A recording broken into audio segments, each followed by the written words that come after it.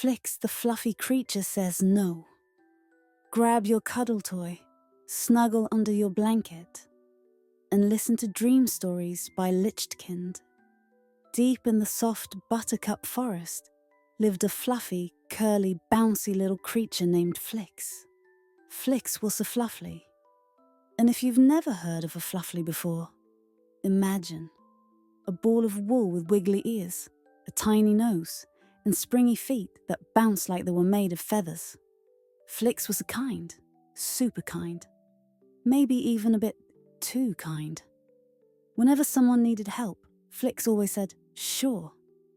Whenever someone asked something, he chirped, "Of course." And even when he was really tired, he still said, "Okay."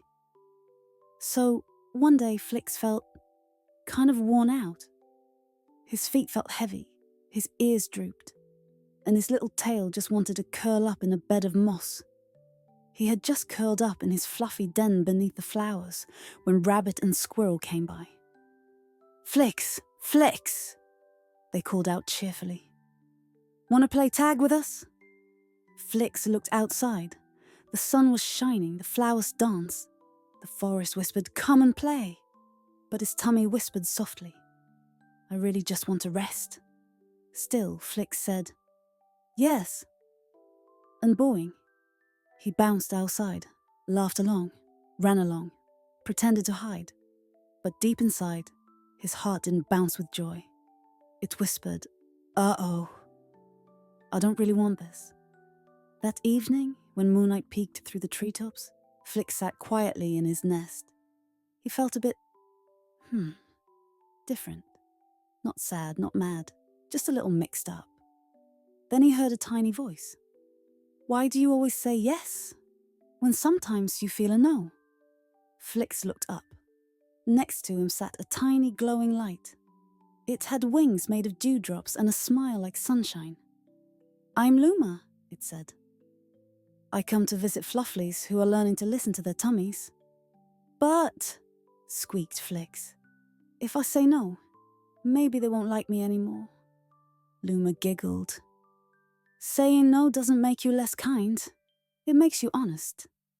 And when you care for yourself, you can play even more kindly after." Then Luma gave him a little twig with a bell tied to it.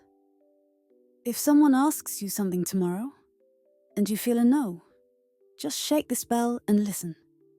You might hear what you really need." The next day, the mice came by.